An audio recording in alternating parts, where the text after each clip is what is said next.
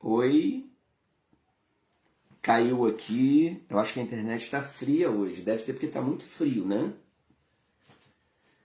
Eu vou ficar esperando aqui só aparecer algum comentário para a gente iniciar os trabalhos.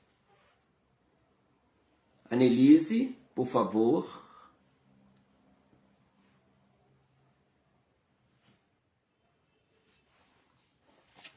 Uma boa noite a todos. Que a paz do Mestre Jesus nos envolva nessa noite. Hoje a gente tem um compromisso de estar falando sobre o pensamento e sintonia, que é um pedido aí do 24º seu, Conselho Espírita de Unificação. A gente fica muito feliz pelo convite, mais uma vez. A confiança dos nossos amigos aí, do 24º seu, do SERJ. A gente vai, antes da página, nós vamos fazer a prece, para a gente iniciar. Vamos dar... Fala um oi, Anelise, para eu saber que vocês estão aí.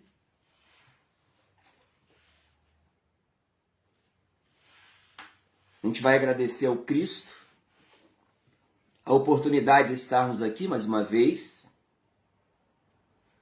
o amparo da espiritualidade amiga que nos envolve nesse momento, os mentores das casas envolvidas aí no 24º seu, Rio das Flores, Valência e Miguel Pereira. Que a espiritualidade possa envolver também os nossos irmãos vinculados a essas casas, nos amparando também na noite de hoje, no desenvolvimento do tema. Que seja uma noite de reflexões em torno da ciência espírita. Que assim seja. A Annelise já falou aqui, olá, então eu estou ao vivo. Mais uma vez a gente agradece a confiança do 24º seu, de estar cedendo, nós temos dito isso, né? Nas nossas exposições doutrinárias, a gente tem dito isso, que apesar de ser online, é a sessão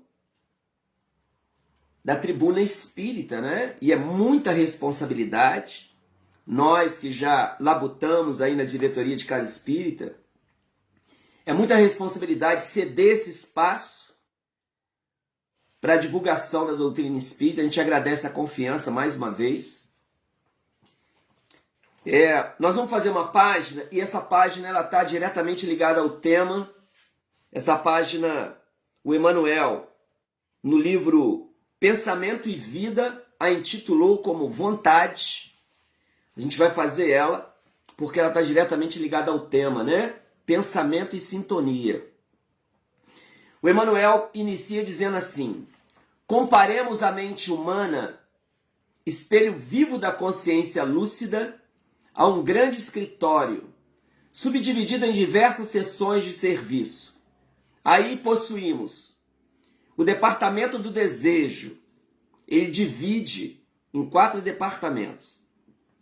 O departamento do desejo, em que se opera os propósitos e as aspirações, acalentando o estímulo ao trabalho. O departamento da inteligência, dilatando os patrimônios da evolução e da cultura. O departamento da imaginação, amealhando as riquezas do ideal e da sensibilidade. O departamento da memória, arquivando as súmulas da experiência, e outros ainda que definem os investimentos da alma. Acima de todos eles, porém, surge o gabinete da vontade. A vontade é a gerência esclarecida e vigilante, governando todos os setores da ação mental. A divina providência concedeu-nos por auréola luminosa a razão, depois da laboriosa e multimilenária viagem do ser pelas províncias obscuras do instinto. Para considerar-lhe a importância, basta lembrar que ela é o leme de todos os tipos de força incorporados ao nosso conhecimento. A eletricidade é energia dinâmica. O magnetismo é energia estática. O pensamento é força eletromagnética. Pensamento, eletricidade e magnetismo conjugam-se em todas as manifestações da vida universal, criando gravitação e afinidade, assimilação e desassimilação nos campos múltiplos da forma, que servem à romagem do espírito para as metas supremas, traçadas pelo plano divino. A vontade, contudo, é o impacto determinante. Nela, dispomos do botão poderoso que decide o movimento ou a inércia da máquina. O cérebro é o dínamo que produz a energia mental, segundo a capacidade de reflexão que lhe é própria. No entanto, na vontade temos o controle que dirige neste ou naquele rumo, estabelecendo causas que comandam os problemas do destino. Sem ela, o desejo pode comprar ao engano aflitivos séculos de reparação e sofrimento. A inteligência pode aprisionar-se na enxovia da criminalidade.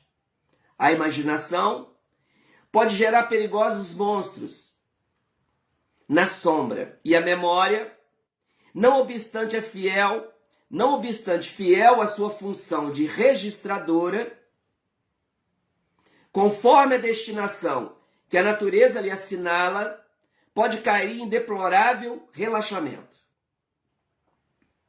Só a vontade é suficientemente forte para sustentar a harmonia do espírito. Em verdade, ela não consegue impedir a reflexão mental, quando se trate da conexão entre os semelhantes. Porque a sintonia constitui lei inderrogável, mas pode impor o jugo da disciplina sobre os elementos que administra, de modo a mantê-los coesos na corrente do bem. Quando nós falamos de pensamento, até bem pouco tempo, nós imaginávamos, até bem pouco tempo na nossa história humana, nós imaginávamos o pensamento como algo subjetivo. Até bem pouco tempo. Levando-se em conta a história humana, né? Então é pouco tempo. Nós entendíamos o pensamento como algo subjetivo.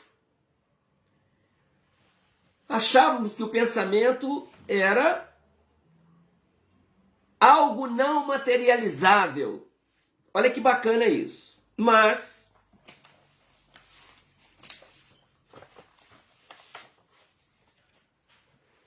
à medida que um grupo de estudiosos foram reencarnando na Terra e foram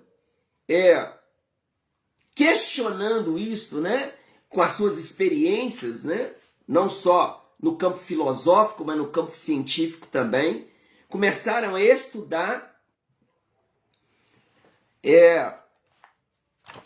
Nós começamos a materializar o pensamento. O Ernesto Bozano, que a gente vai usar como introdução, ele no livro Pensamento e Vontade, bom, esse livro data da sua publicação pela FEB. Eu estou aqui com uma 6ª edição, data como publicação em 1985. Esse livro é bem antes, né? Bem antes de 1985.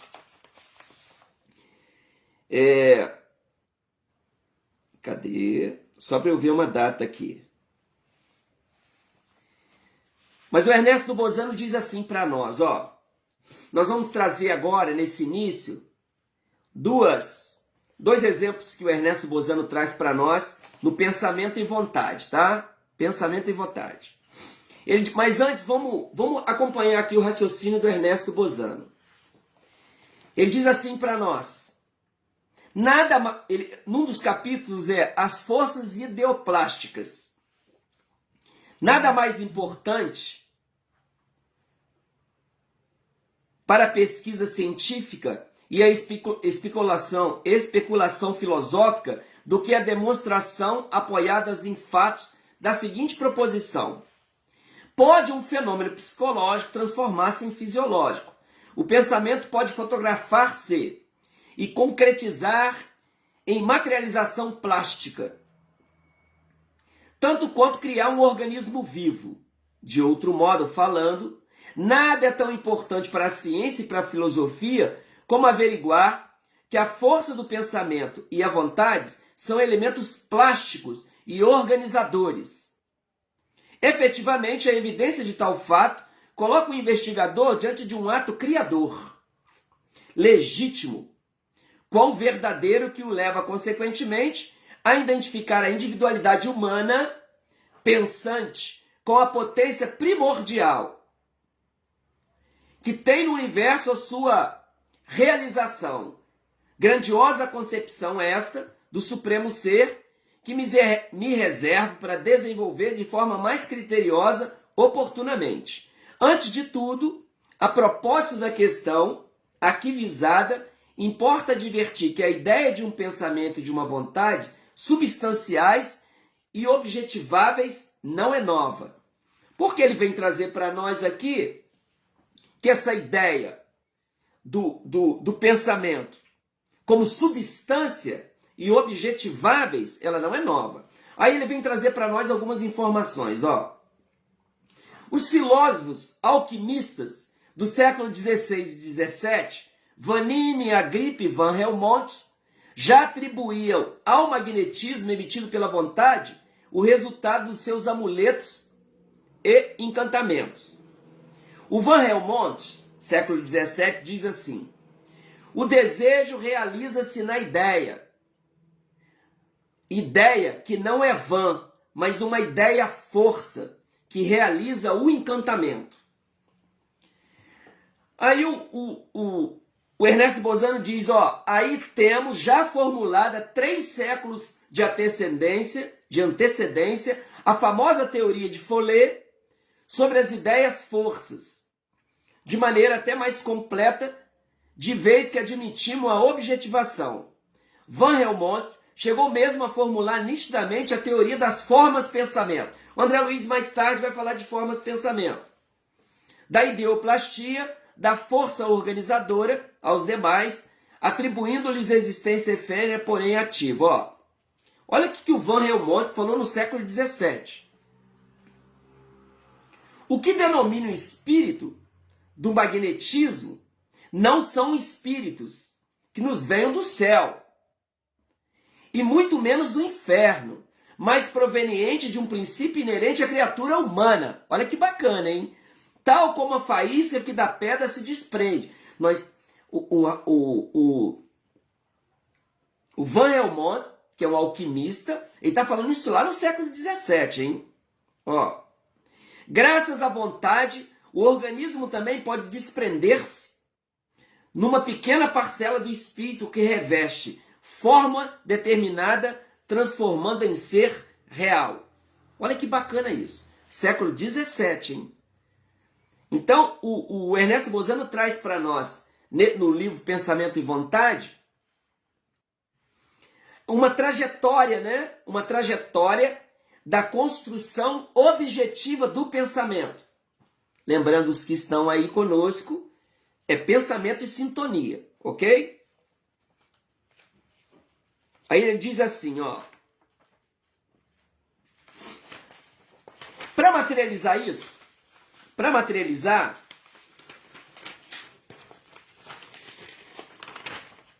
o Ernesto Bozano traz 2 casos para nós. Primeiro, ele traz Primeiro ele fala que é sabido que grandes romancistas como Dickens e Balzac ficavam às vezes obsediados pelas visões dos personagens que eles idealizavam. Olha que bacana isso, hein? Ficavam obsediados pelos personagens, porque eles criavam os personagens, a ponto de verem diante de si como se fossem personalidades reais, para a gente começar a entender o que é o nosso pensamento. A ponto do Balzac criar os seus personagens e esses personagens ficar quase materializado à sua frente. Eles ficarem obsediados pelos personagens. Olha que bacana. E ele fala assim, outro tanto podemos dizer dos pintores, cujo poder de visualização pode chegar a substituir os modelos vivos. Aí ele conta para nós que o Bier é um dos casos que ele traz no pensamento e vontade. Olha só, esse princípio aqui, nós não estamos falando de espiritismo ainda. Apesar da pesquisa do Ernesto Bozano em torno do espiritismo, nós não estamos falando de espiritismo aqui. Nós ainda estamos falando de autores não espíritas. Aí ele diz assim, Brière de Belmont, em seu livro As Alucinações, ele coloca a página aqui, ele diz que um pintor herdara grande parte da clientela do célebre artista José Reynolds e considerado, aliás, retratista superior a este. Declarou-me ter tantas encomendas que chegou a pintar 300 retratos. Retratistas da época, né? Em grandes e pequenos, no curso de 1 ano. Tal rendimento de trabalho afigura-se-nos impossível. Mas o segredo da rapidez e do extraordinário êxito do artista consistia na circunstância dele não ser preciso mais que uma pose do modelo original. Vigam é o nome dele, ele conta. Viu pintar eu mesmo, sob as minhas vistas, em menos de 8 horas, o retrato de uma pessoa em minhas relações. Pedi-lhe esclarecimento. Ele achou demais 300 retratos pintados por um artista no espaço de 1 ano. Não era muito normal isso. Ele dizia que era mesmo impossível. Aí ele pede ao artista para explicar. Como é que ele conseguia esse feito? 300 retratos pintados ao longo de 1 ano?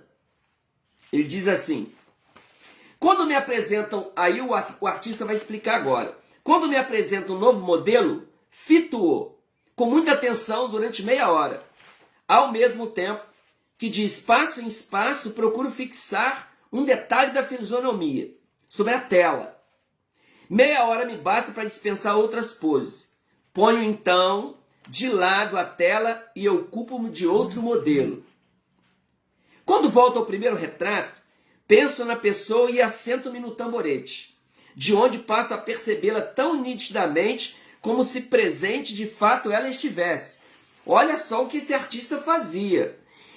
A produção dele vinha da sua enorme capacidade mental, a ponto dele olhar para o modelo, fixar os detalhes do rosto do modelo e partir para um outro modelo. Quando ele ia pintar esse modelo anterior, ele via esse modelo sentado no tamborete. Quando ele começava a pintar, ele olhava para lá, lembrava do modelo e pintava o modelo, sem o modelo estar ali. Olha a capacidade mental. Chego mesmo a distinguir-lhe a forma e a cor mais nítidas, mais vivazes do que o faria se a pessoa ali estivesse, realmente. Nessa altura do tempo, fito outra figura imaginária, fixo-a facilmente sobre a tela e, quando necessário, interrompo o trabalho para observar com cuidado o modelo na pose que tomara.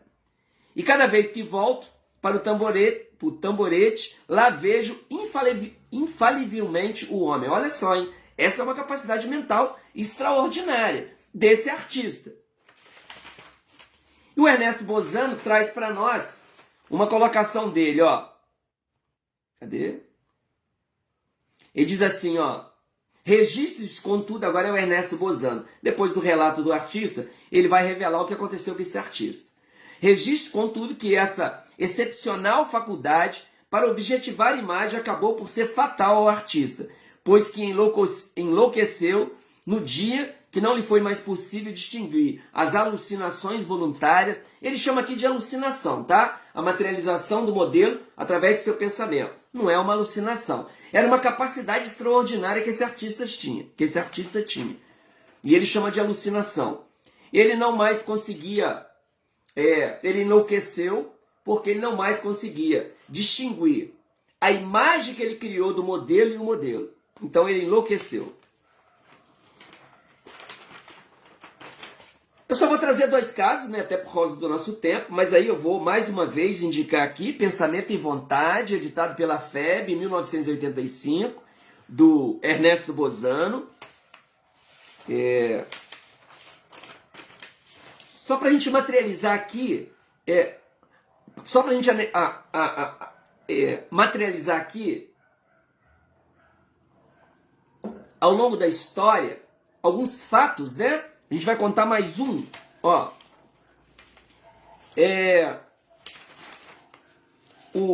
Quando ele fala de formas pensamento, aqui ele estava falando sobre ideoplastia, né? Quando o Ernesto Bozano vai estudar sobre formas pensamento, ele... Olha que agora nós estamos no século XIX, hein? O Van Helmont falou de forma pensamento lá atrás, no século XVII. Agora nós estamos no século XIX. Quando ele vai falar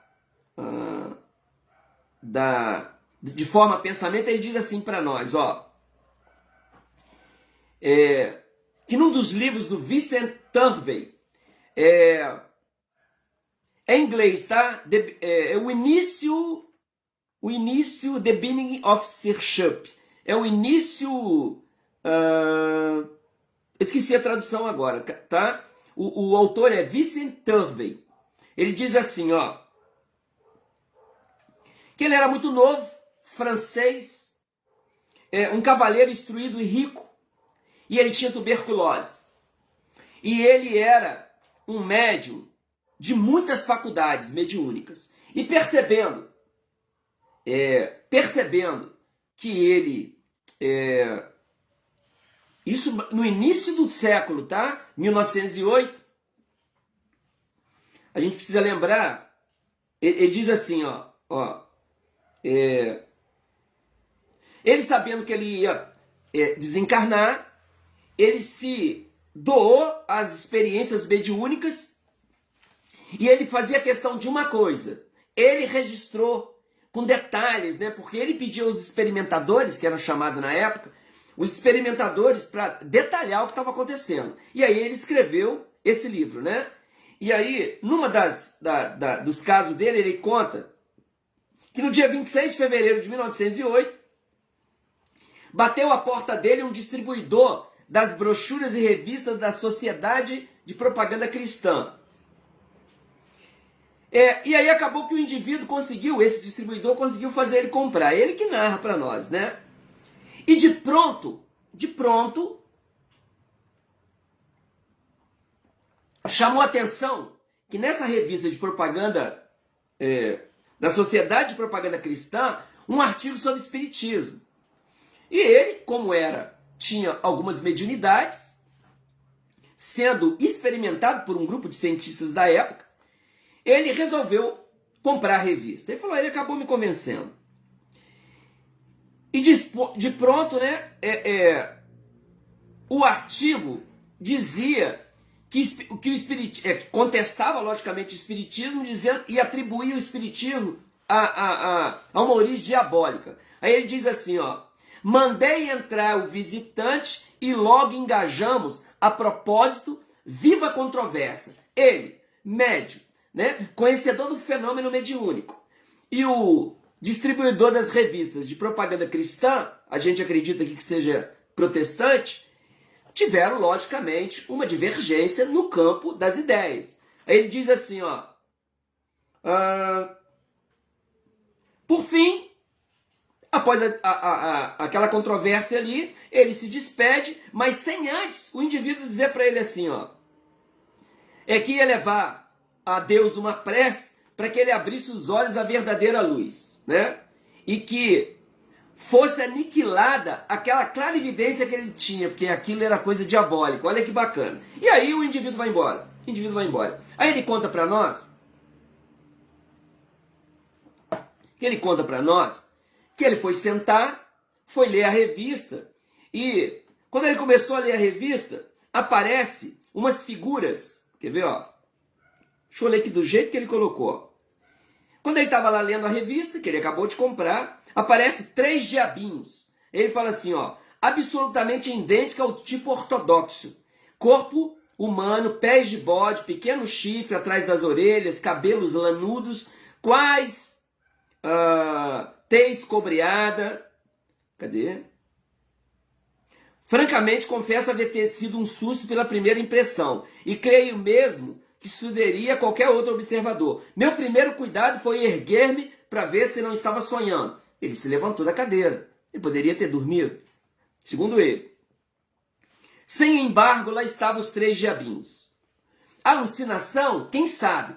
A gente precisa lembrar aqui que ele escreveu um livro, isso está num dos livros dele, né? E como ele era médico clarividente, ele era objeto de experiências na época. Aí ele diz assim, ó. Mas a coisa era nem mais nem menos idêntica ao que se dava quando eu divisava os espíritos nas sessões dos que quando utilizo em público. Conseguido o meu desiderato, não tardou a perceber que os tais diabinhos não passavam de formas efêmeras, como se fossem figuras de papelão. Os espíritos guia sugeriram-me uma sentença cujo sentido, ora, não me ocorre, e que teve a virtude de desintegrar e desenvolver instantaneamente os diabinhos. Ó, aquelas figuras, aqueles 3 diabinhos, era forma-pensamento criado pelo vendedor de revista. Então, isso está registrado no livro do Ernesto Bozano, para a gente começar a entender que tudo que a gente diz, tudo que a gente pensa, o nosso pensamento ele tem essa capacidade criadora. Ele cria as imagens, né, a partir da nossa vontade. Aí ele diz assim, ó, para fechar.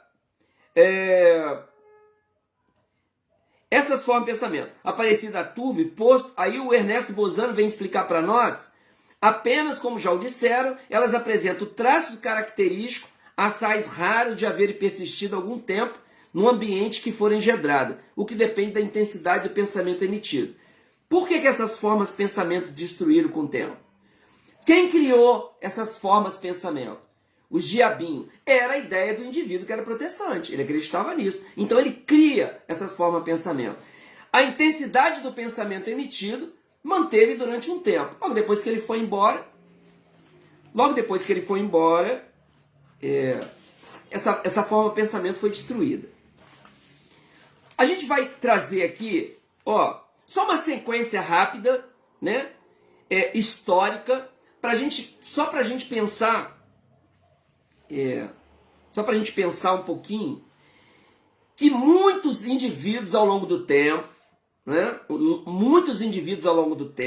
a gente precisa estar trazendo isso aqui, estudaram não só o fenômeno mediúnico, mas também o pensamento.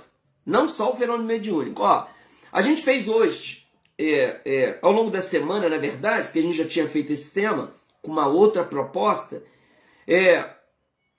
século XVI e XVII, Vanini, Agripa e Van Helmont, que a gente deu um exemplo dele aqui, né? Já atribuiu o magnetismo emitido pela vontade, o resultado de seus amuletos, porque eles eram amuletos e encantamentos, porque eram alquimistas.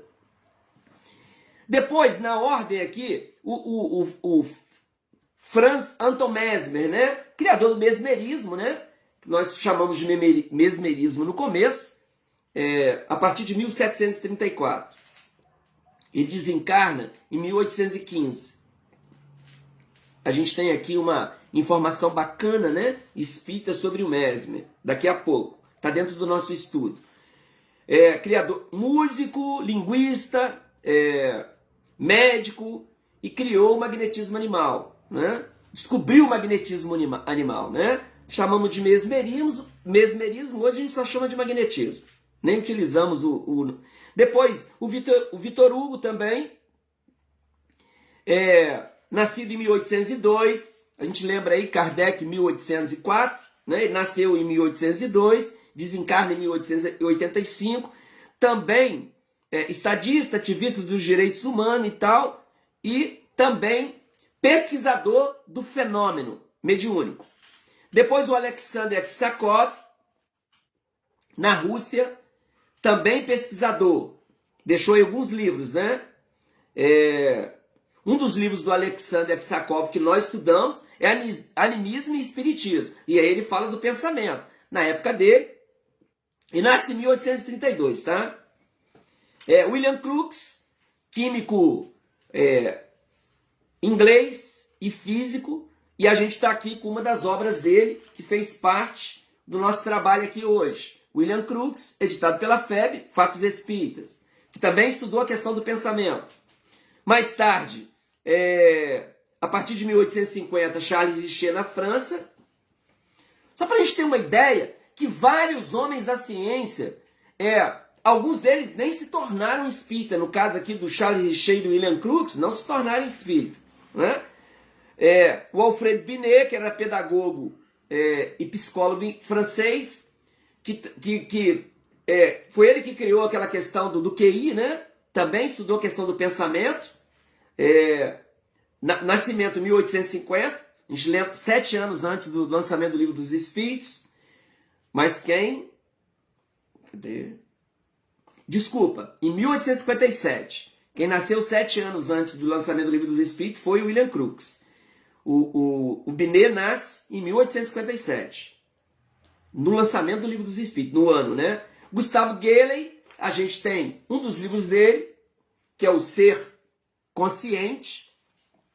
Gustavo Galey nasceu em 1868, um ano antes do desencarne de Kardec. Kardec desencarna 31 de março de 1869. Francês também, mas ele morre em 1924, na Polônia. E o Dr. Heine, que nasce em 1895, desencarna em 1980, também mais um, né? Joseph Banks Heine, botânico estadunidense, fundador da investigação científica da parapsicologia, que também estuda o pensamento. Só para a gente deixar claro nesse começo, que todos esses indivíduos, ao longo do tempo, estudaram o pensamento. Por que a gente está trazendo isso aqui? Porque aí aparece a doutrina espírita em 1857. E nós estamos estudando a doutrina espírita aqui hoje, com o grupo aí do 24º seu do CERJ, né? Rio das Flores, Valência e Miguel Pereira. Como a gente está na internet, ou dos amigos de outras cidades. O que nós gostaríamos de dizer sobre essa sequência histórica? A doutrina espírita, ela traz para nós um novo paradigma sob o ponto de vista dos missionários que estão na Terra. O Emmanuel, No Caminho da Luz, um livro que eu recomendo sempre, em quase todas as palestras. Eu estou falando isso porque daqui a pouco eu vou estar falando aí mais no final do ano, né? E aí vocês vão falar assim, nossa, o Elimar está indicando esse livro de novo. Porque para mim esse livro é um livro básico, para a gente entender a nossa trajetória aqui na Terra, né? E o Emmanuel diz para nós, na introdução, que ele não queria fazer historicidade. Não queria fazer historicidade. Porque ele trata aqui, no Caminho da Luz, desde o seu desprendimento da Terra, do Sol, né?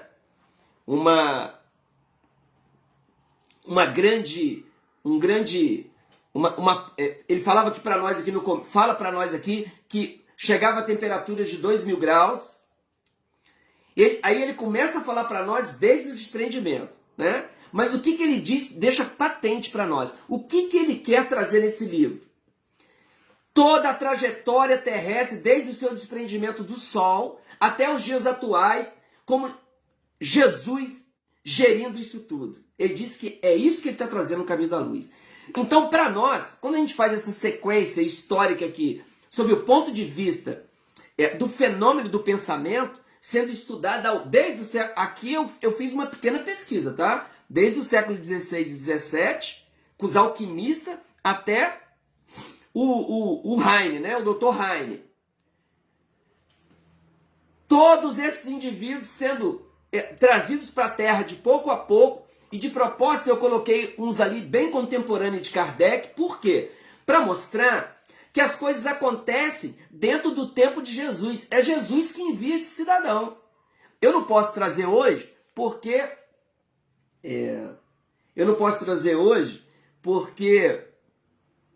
não daria tempo aqui, tá? Mas nós temos o Humberto de Campos entrevistando o Charles Richer, que é esse... Charles Richer, para nós, ele que criou o termo ectoplasma, né? Esse termo ectoplasma não está lá nas obras básicas, né? O fluido de materialização, quem cunhou foi o Charles Richer. E o Charles Richer não se torna espírita, né? Ele criou o Charles Richer viu, né, a materialização de espírito, né? Sob o ponto de vista científico, né? Viu o fenômeno, viu várias materializações, pesou médium antes e depois da materialização e não se tornou espírita, né?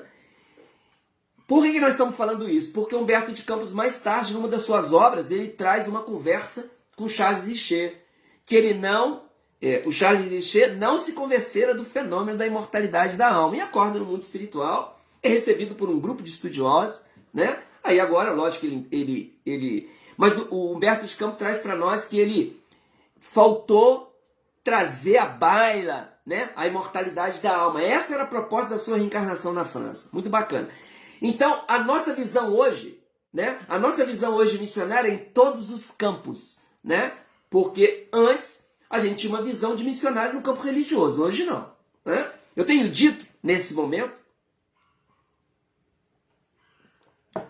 de pandemia, eu tenho dito assim: quem são os missionários desse momento? Quem são os missionários que nós estamos criando uma expectativa que resolva os nossos desafios, tanto da vacina quanto do vírus, né?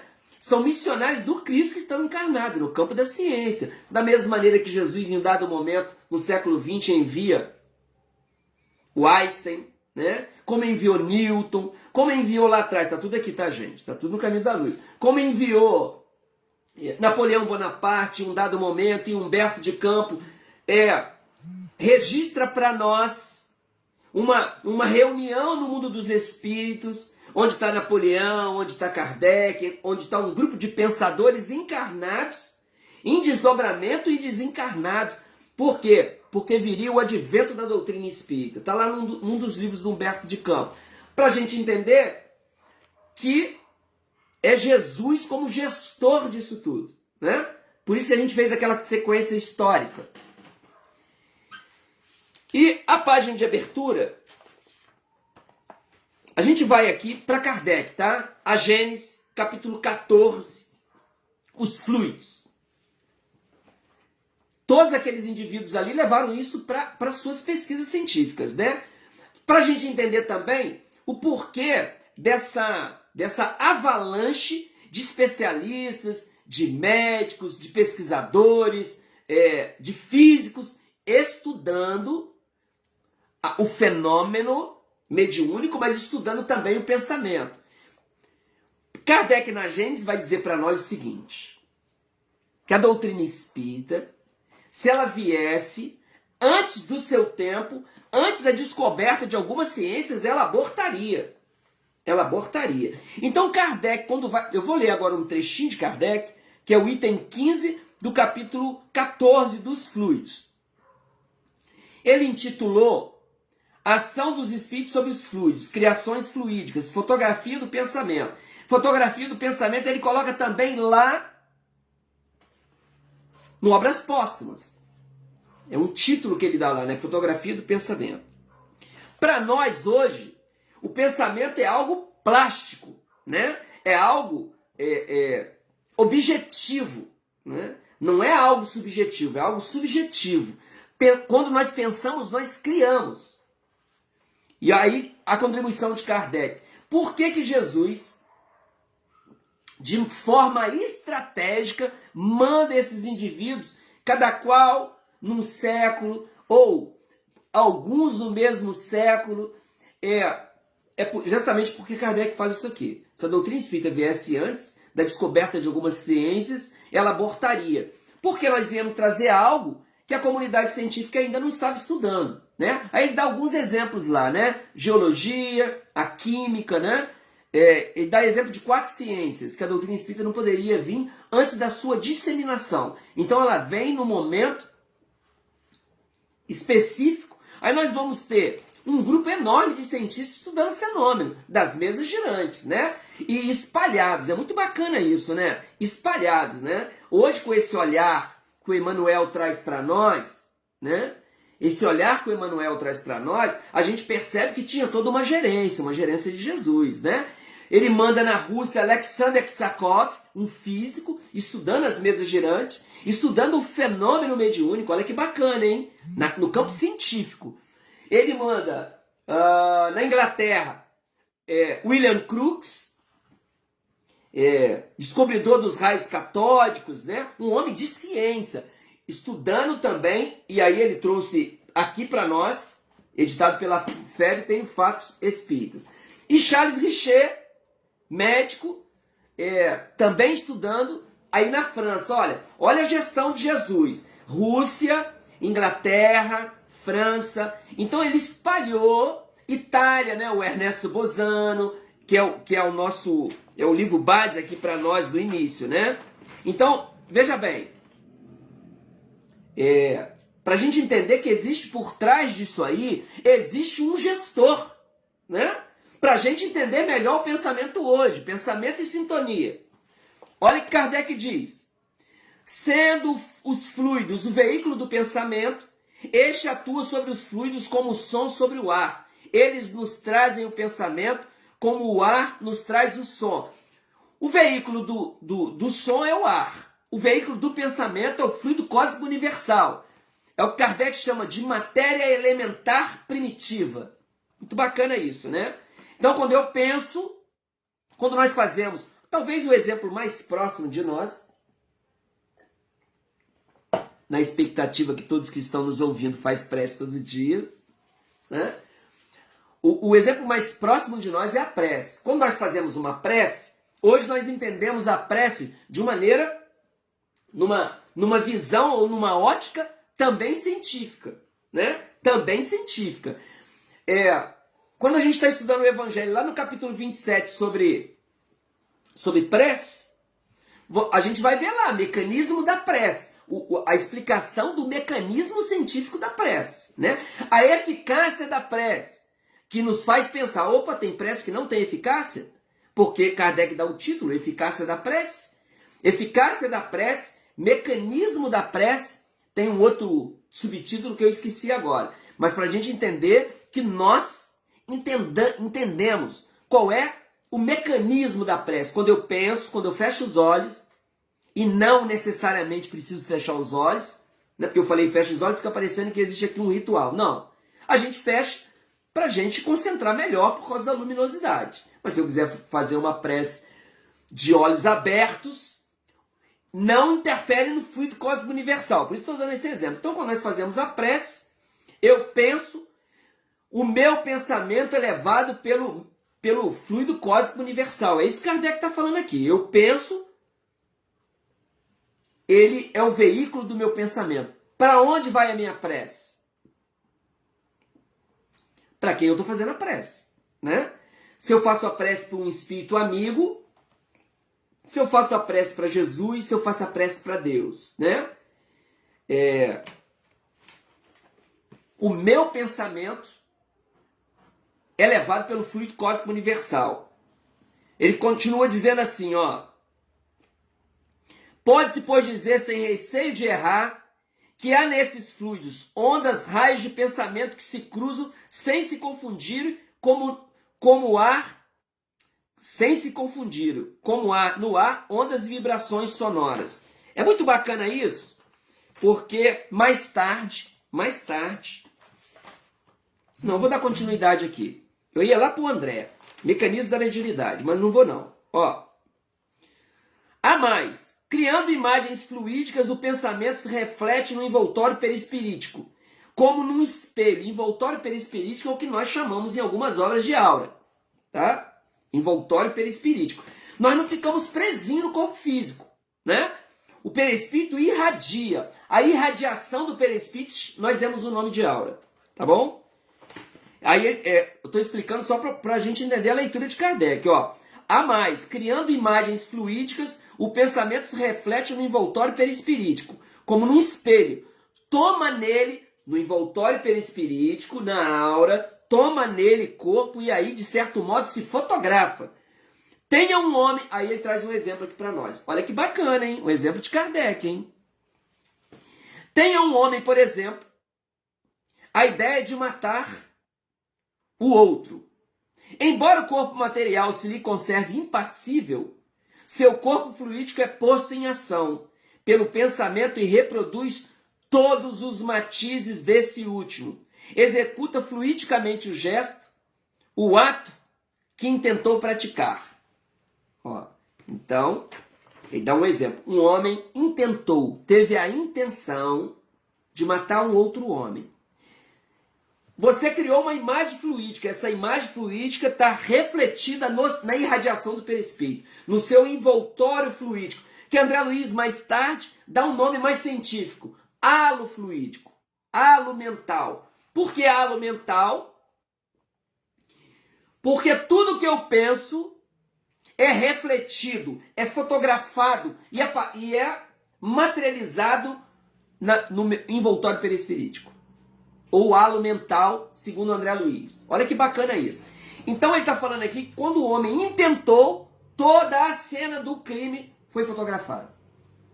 Os espíritos conseguem ver, né? Os espíritos vê tudo aquilo que nós pensamos e fotografamos na aura, ou no halo mental, ou no envoltório perispirítico. Olha que bacana isso, hein? O pensamento cria a imagem da vítima e a cena inteira é pintada, como num quadro, tal qual se desenrola no espírito. Por que desenrola no espírito? Quem pensa é o espírito. Então o pensamento é um atributo do espírito. Bacana isso, né? Desse modo é que os mais secretos movimentos da alma repercutem no envoltório fluídico e que uma alma pode ler noutra alma como num livro e ver o que não é perceptível aos olhos do corpo. Contudo, vendo a intenção, pode ela pressentir a execução do ato, que será a consequência, mas não pode determinar um instante em que o mesmo ato será executado, nem lhes assinalar os pormenores, nem ainda afirmar que ele se dê, porque circunstâncias ulteriores poderão modificar planos assentados e mudar as disposições. Olha que bacana isso aqui. O fato de estar materializado no halo mental, no envoltório perispirítico, não quer dizer que vai acontecer, porque eu posso mudar de ideia. Alguma coisa, né? Alguma coisa. Essa alguma coisa pode ser uma coisa exterior e pode ser uma coisa exterior que eu digo espiritual, né? Ou pode ser uma disposição íntima. Pode ser que eu capte, pensando em cometer um crime, eu capte o pensamento do meu mentor, né? Ou de um espírito amigo. Quando eu falo meu mentor, aquele espírito protetor, melhor espírito protetor, né? O espírito protetor que assumiu com Deus, nessa existência, a responsabilidade da minha reencarnação, né? E nós temos também os espíritos amigos, né? Os espíritos que Kardec chama de espíritos familiares. Aqueles que conviveram conosco ao longo do tempo, ou que simpatizaram conosco nessa vida e por estarem numa situação melhor também nos protege, né? Muito bacana isso, né? Eu posso captar um pensamento e mudar a minha disposição. Aí, o André Luiz, lá nos Domínios da Mediunidade, que é um livro fantástico, e aí nós temos uma curiosidade que eu falei agora mesmo, né? Lembra que eu falei que tinha uma curiosidade sobre nos Domínios da Mediunidade, uma curiosidade espírita, que é muito bacana. Quem é? Porque a gente precisa saber isso, né? Às vezes nós falamos assim, o Aulus, né? E o Aulus traz uma informação, o André traz uma informação nessa obra, que ela é fantástica, É até para a gente entender isso, é uma outra coisa que a gente precisa entender, né?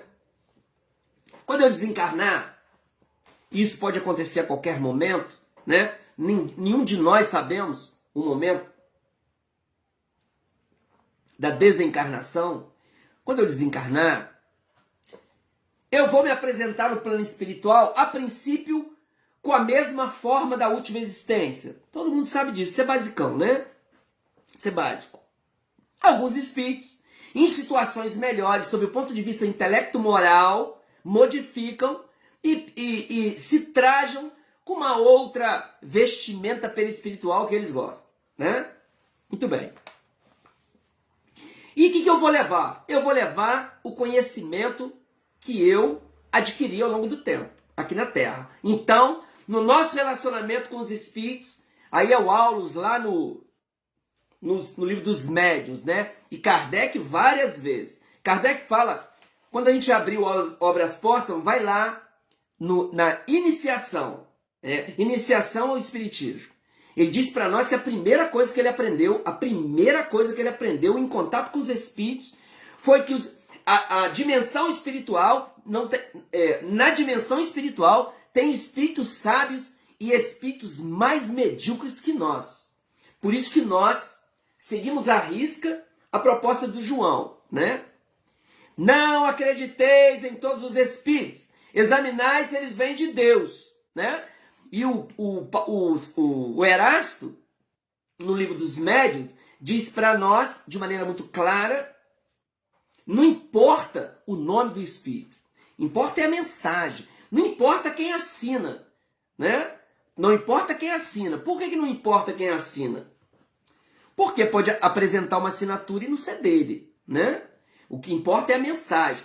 Para a gente tomar cuidado, nós os espíritas, com mensagens que são distribuídas por aí, inclusive em livro, né? Inclusive em livro. Não importa a mensagem. Às vezes o espírito dá um nome pomposo, né? No livro dos médiuns, lá no finalzinho, tá lá as mensagens apócrifas, né? E nós temos mensagens apócrifas espalhadas no movimento? Temos muitas, muitas. Divaldo tem que deixar o trabalho dele da mansão, 2019, uma mensagem que foi distribuída aí na 2018, por ali, uma mensagem foi distribuída aí pelos WhatsApp da vida, e quando ela chegou até nós, falou, isso que não é o Divaldo, esse espírito é um espírito tão desequilibrado com o momento como nós. Isso 2018, tá? No meio da eleição ali, 2018. O espírito afirmava, ó, nós estamos falando de pensamento e sintonia, hein? O espírito afirmava que o psiquismo na Terra estava tão denso que a espiritualidade superior não estava conseguindo penetrar. Achei muito estranho. E aí chegou em nós, e aí acabou chegando o WhatsApp do centro. Como nós fazemos parte da equipe de estudos doutrinários, alguém publicou, e nós fomos lá, falei, gente, olha só, lê a mensagem de novo. Está lá um grupo enorme, né, no WhatsApp do centro. E dá uma lida na mensagem de novo. Vê se esse espírito não está muito nervosinho. Está muito desequilibrado, está muito tenso. Os espíritos superiores não traz mais confusão. E ele pedia para que nós fizéssemos prece, todo o movimento espírita fizesse prece às 18 horas. Tem algum problema? Tem algum inconveniente se todos nós fizermos uma prece em conjunto? Não. É até previsto, né? Uma prece coletiva? Tem. Mas quantos outros espíritos pediram isso? Nós achamos estranho aquilo. Passou-se uns meses, o Divaldo teve que parar o trabalho dele lá, né? Teve que parar o trabalho dele, abrir um áudio, um vídeo lá da Mansão do Caminho e dizer, sabe o quê? Que aquela mensagem não foi passada por ele. E o movimento espírita distribuiu isso aí pelos WhatsApp da vida. Ó. E aí, ele diz para nós que nem foi ele e que aquele espírito estava equivocado. Quando nós vimos a mensagem, eu falei, que espírito desesperado é esse? Aí lembramos de Kardec, né? E de Erasto. Kardec dizendo que a primeira coisa que ele aprendeu nas suas experiências está lá, iniciação espírita, né? No espiritismo. Primeira coisa que ele aprendeu. Essa outra dimensão tem indivíduos com caracteres igual aqui na Terra. Tem analfabeto, tem o medíocre, né? E tem os sábios. E aí é uma dimensão que tem todos os tipos de espírito. Quem é que continua estudando o plano espiritual? Quem gosta de estudar aqui na Terra, né? E aí, como que nós nos apresentamos? Por que eu estou falando isso? Quem é o Aulus? A gente fala assim, o André Luiz, o Aulus, né? O André Luiz apresenta o Aulus para nós nessa obra, nos domínios da mediunidade. Diz ele que o Aulus, é lógico que ele não fala os nomes, né? O Aulus, ele estava encarnado em 1779. Nós falamos do Anton Mesmer, né? Com as suas experiências do magnetismo animal, que na época chamou de mesmerismo. O Aulus, só para a gente, quando abrir um livro que está lá o Aulus, a gente saber quem é o Aulus, né? A gente não está estudando com qualquer pessoa, né? É um especialista. Ele diz assim para nós, que em 1779 ele estava vivendo as experiências com Anton Mesmer. Olha que bacana. Depois ele reencarna no início do novo século. Kardec nasce em 1803. Não, 1804. 3 de outubro de 1804. O Aulus também está nascendo ali. E aí, olha que bacana. Ele diz para nós que ele, o Aulus, vivera ali naquele momento as experiências kardecianas, as experiências mediúnicas, sob o ponto de vista científico. Ou seja, não mergulhou, não, pelo que nós entendemos aqui, não se tornou espírita, mas vivenciara. Com quem que ele vivenciou? Um dos espíritos que nós colocamos ali na sequência histórica, né, que a gente leu agora mesmo. Victor Hugo, Balzac, Théophile Gautier. Isso está na introdução Nos Domínios da Mediunidade, tá? Privara com esses espíritos, né? Na França. Ele também nasce na França, o Aulus. Depois, ele desencarna de vários decênios consagrados à mediunidade e ao magnetismo nos moldes científicos da Europa. Então, ele estudou muito tempo, né? E no mundo espiritual, prosseguiu no rumo observando os trabalhos do seu apostolado educativo, dedicando-se agora à obra do apostolado da espiritualização do Brasil há mais de 30 anos. E aí ele diz para nós que da intimidade do ministro Clarencio,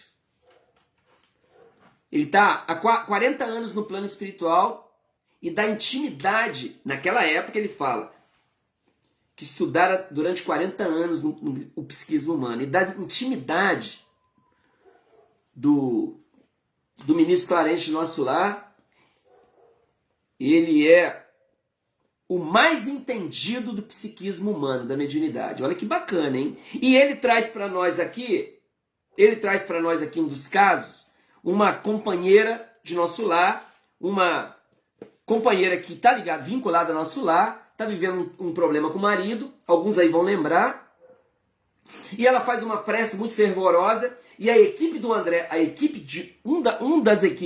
do Aulus, André compunha a equipe do Aulus. Estava colocando o André como coordenador e ele não era. E aí eles vão atender a nossa irmã. Quando chega lá, é um dos capítulos dos domínios da mediunidade. Quando chega lá, qual é o cenário? Qual é o cenário? O cenário ela vai fazer o culto no lar, ela é espírita. Ela convida os filhos para fazer o culto e o marido. E aí, nesse momento, o que acontece? Ele dá uma desculpa, porque ele tinha um compromisso de trabalho. Ele mostra assim, tem um compromisso de trabalho. Aí o André narra para nós, é muito bacana, né? O André narra para nós que nem precisava ele dizer, a gente está materializando aqui a ideia de Kardec, lá no item 15 do capítulo 14 dos fluidos, hein? André Luiz materializa para nós isso aqui. Aqui é uma teoria, na Gênesis é uma teoria de Kardec, e agora o André vai narrar para nós o que acontece. O marido fala assim, eu tenho um compromisso de trabalho, eu preciso sair, eu preciso ir lá na empresa. Quando ele fala preciso ir lá na empresa, ele pensa no compromisso, e o compromisso era uma outra mulher. O André disse para nós que na hora a imagem dessa mulher é plasmada, né? Quando ele lembra da mulher, ele plasma a mulher com o pensamento. Vamos voltar. O tema é pensamento e sintonia. Tudo que nós pensamos, nós criamos. O André falou que nem precisava falar qual era o compromisso, porque a mulher foi plasmada ali. Ela foi plasmada. E ele conta, não estou lembrando o capítulo, eu queria tanto, mas vão lá nos domínios da mediunidade, eu não estou conseguindo lembrar o capítulo aqui agora. Porque eu já estudo esse. Esqueci aqui agora. Eu vou lembrar. Daqui a pouco eu lembro. Tomara. Mas já estou dando a fonte, né? Por quê? Porque é um capítulo interessantíssimo. Porque ele diz que a presença fluídica, materializada da mulher, olha isso, gente, o quanto que nós temos o quanto que o nosso pensamento, ele tem força para o mal e para o bem. A presença dela fluídica cria um mal-estar na esposa, que é uma companheira vinculada ao nosso lar.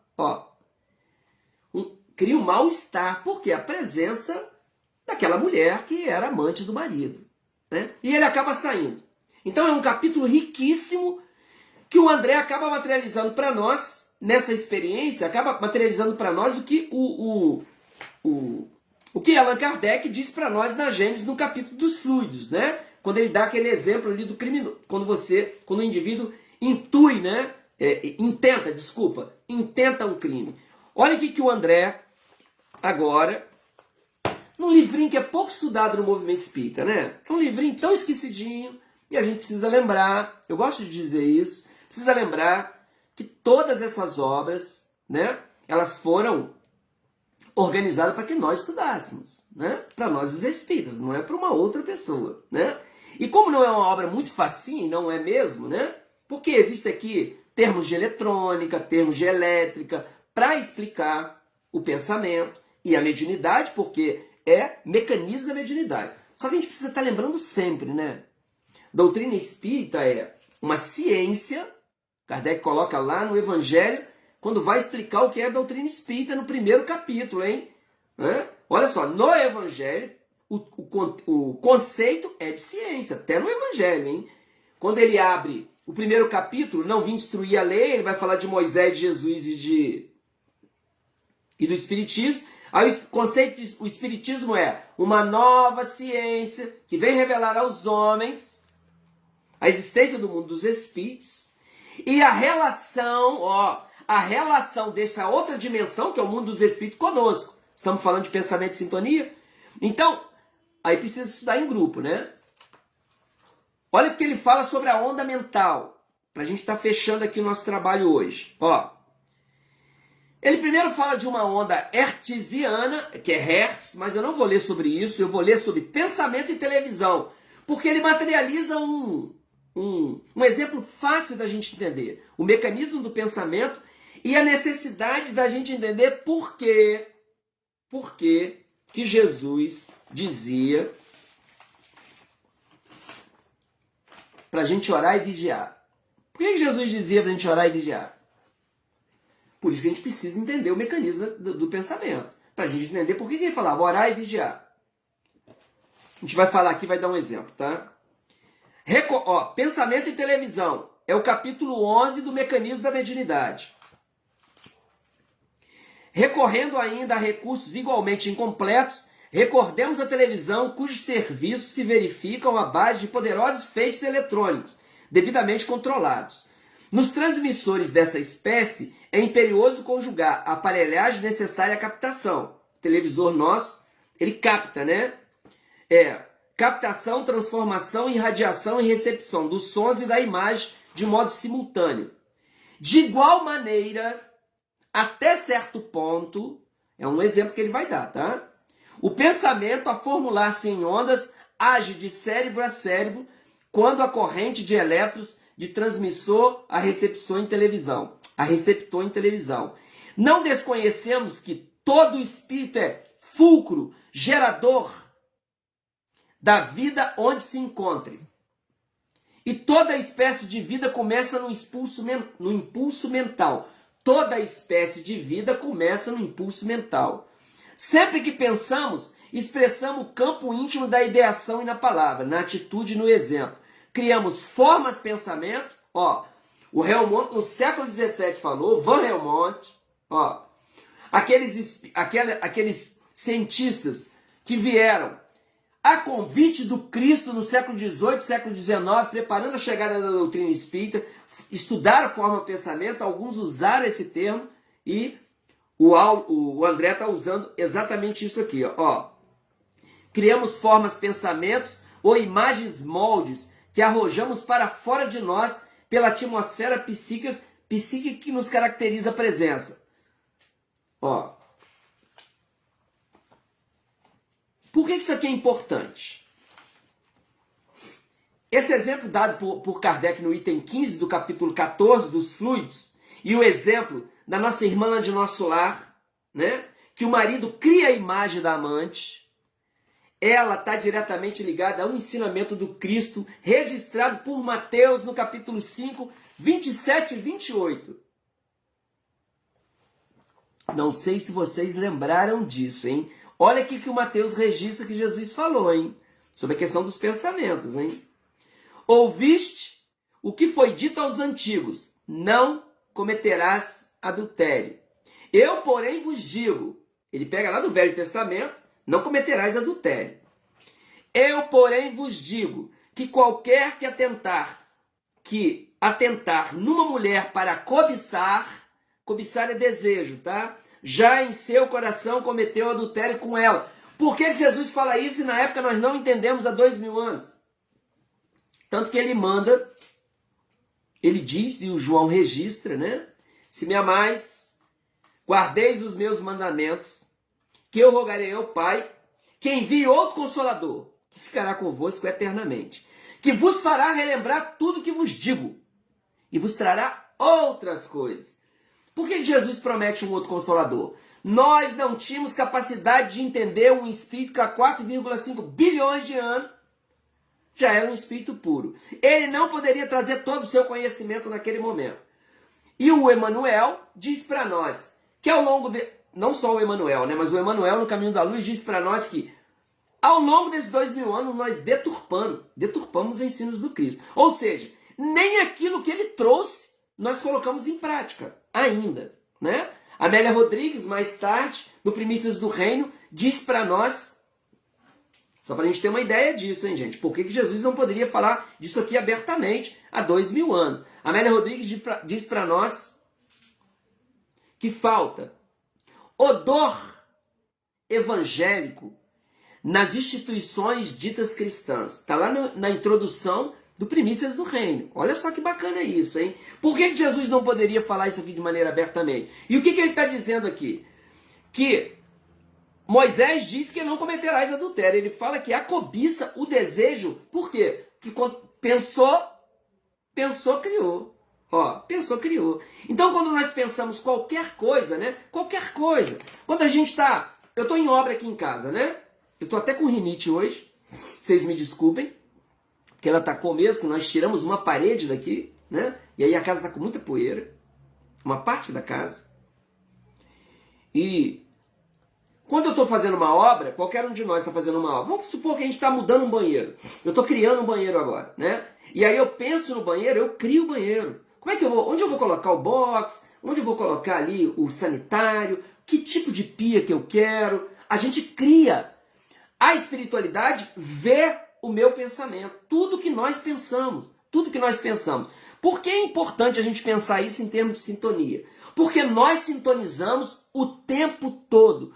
O Leon Denis, no Invisível, que está aqui, mas eu não quero ler, né? Não quero ler, porque a gente está terminando. Ele diz para nós que nós vivemos em torno de uma multidão de espíritos. Todos nós aqui hoje, ó, que fomos na padaria, que fomos no mercado, que andamos de carro, que pegamos um coletivo. Em todos os lugares que nós fomos estavam abarrotados de espírito. Mais desencarnado do que encarnado. O Bezerra fala que eles pululam. Olha o termo do Bezerra de Menezes. Pululam à nossa volta, né? É para a gente ficar com medo, é para a gente criar paranoia, não. Para a gente saber que todos os lugares que nós vamos, nós estamos sintonizados. O que você pensa, você sintoniza, né? Você sintoniza. Um dos espíritos diz assim para nós. Eu quero voltar no orar e vigiar, tá? Para terminar. Um dos espíritos diz assim para nós. Um indivíduo, só para a gente ter uma ideia, tá, gente, do pensamento e da sintonia. Quando um indivíduo pensa em suicídio, por exemplo, qual que é a onda mental que ele emite, né? Uma onda do pensamento que o André chama de onda eletromagnética, né? E o Ernesto Bozano também chama onda eletromagnética do pensamento. E a página de abertura, cadê? Do Emmanuel, tinha deixado ela aqui perto de mim, mas vocês vão lembrar aí, né? A página de abertura chama Vontade, do livro Pensamento e Vida. Ele fala, ó, o pensamento é força eletromagnética. Quando eu penso, eu emito uma onda. E essa onda ela tem características minhas, né? A Annelise está aí nos ouvindo. A Annelise tem, o pensamento dela tem uma característica própria, né? É individual. Olha que bacana isso. O André chega a falar numa das obras dele que pensamento tem odor, tem cor. Então, como é que nós sintonizamos e com quem nós sintonizamos? Depende do tipo de onda. Um espírito que já está num patamar de humildade, né? Um espírito que está num patamar de amor, por que nós não conseguimos sintonizar com eles? Porque ele já sublimou essas virtudes e nós ainda não sublimamos. Por isso que a gente não sintoniza com esses espíritos muito superiores. Quando eu falo sintonizar, olha aqui que o Camilo, né, mentor espiritual do nosso irmão José Raul Teixeira, diz para nós fizemos esse trabalho em Angra, eles utilizaram o livro Correnteza de Luz, eu fiquei com o capítulo 16 para fazer um seminário. Aí eu deitei e rolei, me deram 3 horas, né, eu deito e rolo. E o título, que eu vou deixar aqui para vocês procurarem depois, Correnteza de Luz, Atividade Mediúnica, é o nome. Ele diz para nós, ele diz assim, ó, se é óbvio que ninguém se deverá sentir cerceado para agir desse ou daquele modo, que nós estamos falando do pensamento o tempo todo. Na pauta diária, não é menos correto que cada um caminhará pelo mundo com os acompanhantes espirituais e, consequentemente, a sintonia para fechar, com as inspirações com que se haja vinculado. Diálogos, tertúlias, preferência desportiva, afetivas e emocionais, distrações e conquistas determinarão o panorama mental de cada um, os conúbios psíquicos de cada médium, estabelecendo os contatos do dia a dia que facilitarão ou atormentarão a produtividade mediúnica. É muito bacana isso aqui, muito bacana. E ele deixa pra gente claro no início da página que a gente não pode, ele faz uma distinção do que seja registro psíquico e exercício prático dirigido, que é lá na mediúnica. Mas ele fala que registro psíquico todos nós temos o tempo todo. Por quê? Lá no livro dos médios, Kardec deixa claro que todos nós somos médios. Todos nós aqui hoje, sem exceção, entramos em contato com almas encarnadas e desencarnadas, de acordo com o que nós pensamos. E o Emmanuel diz para nós que em verdade, ela não consegue impedir a reflexão mental quando se trata da conexão. Gente, isso é automático. Não tem como os espíritos superiores, o seu mentor espiritual, interromper um pensamento seu. Quando você pensa, você automaticamente conecta, né? Por que eu estou falando isso? Porque Jesus fala em orar e vigiar. Aí nós fazemos uma prece 7 horas da manhã para sair para o nosso trabalho. Ok? 7 horas da manhã, nós estamos num tipo de onda mental, de amor, né? A gente senta, faz uma página, faz uma prece às 7 horas. Olha que tipo de conexão, que tipo de onda mental nós emitimos às 7 horas da manhã, ok? Nosso coletivo, o ônibus, é 7h15, e aí nós saímos para pegar o ônibus. Que disposição perispiritual eu estou às 7 horas? Eu estou conectado com aquele espírito que eu pedi ajuda, estou conectado com Jesus se eu fiz a prece para ele, então eu estou num diapasão mental. 7 horas. Meu ônibus é 7h15. E aí eu saio lá para 7h10. Mas, não sei se vocês sabem, eu não sei se é em Valença, em Rio das Flores e Miguel Pereira é assim. O relógio do motorista de ônibus nunca está igual ao nosso, né? E aí quando eu parto para ponto de ônibus, eu tenho que estar no trabalho 8 horas e eu preciso pegar o 7h15 da manhã. Quando eu parto para o ponto do ônibus, quando eu estou chegando perto do ônibus, o ônibus passou. Que tipo de sentimento eu sinto ali? Perto de 7h15, hein? 15 minutos depois da pressa, hein, gente? Quando eu faço a pressa 7 horas, eu estou num diapasão mental. 7h15. Que tipo de emissão mental eu envio para o motorista de ônibus? Aí cada um aí pensa. Né? Se eu sinto raiva, se eu sinto ódio, se eu fico desequilibrado mentalmente, mudei todo o efeito da prece. Antigamente, muito antigamente, em outros segmentos religiosos, nós achávamos que a prece criava uma redoma fluídica ou uma redoma de vidro, né? Em torno de nós. Nos protegia o dia todo. Orai e vigiai. A vigilância é a vigilância mental. 7h15, eu destruí o efeito da prece de manhã. Aí alguém pode pensar, ô Elimar, o mentor te abandonou? Não falei isso. Mas eu já estou num outro diapasão mental. Já estou emitindo agora onda mental da raiva. Com quem que eu estou sintonizando? Com todos os espíritos que tiver em volta, que capta a minha onda mental. E detalhe, o André Luiz deixa claro para a gente o mecanismo da mediunidade.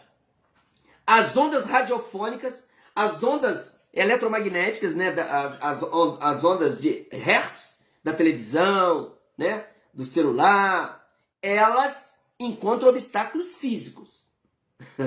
As ondas do pensamento, a diferença é que elas não encontram obstáculo. Eu envio um pensamento de raiva, uma emoção, um sentimento de raiva, ele vai e se junta a encarnados e desencarnados.